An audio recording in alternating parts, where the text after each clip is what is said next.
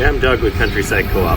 Today I wanted to touch base with our producers and growers at Hep Corn Dryers. I want to get this message out early so we could try to have a smooth transition into the dryer season.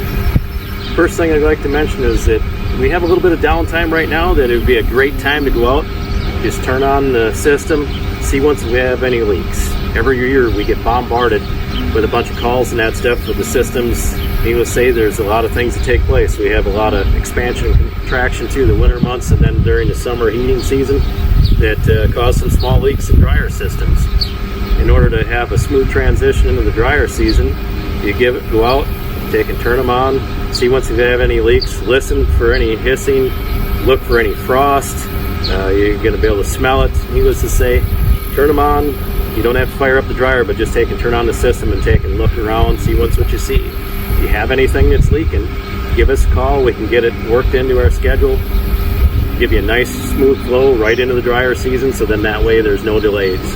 Every year when it happens where we have a lot of people starting up all at once, and it's hard for us to get to everybody when they call the day that they start the dryer up and need some repairs taken care of.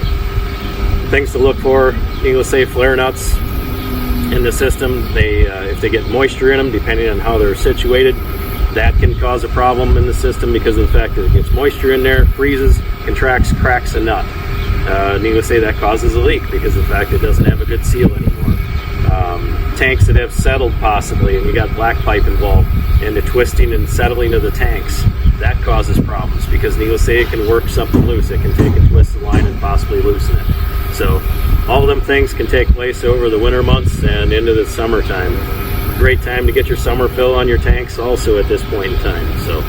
But take a look at your dryers, give us a call if you got any leaks, and we can get them taken care of so you got a nice transition into the fall and into a great dryer season.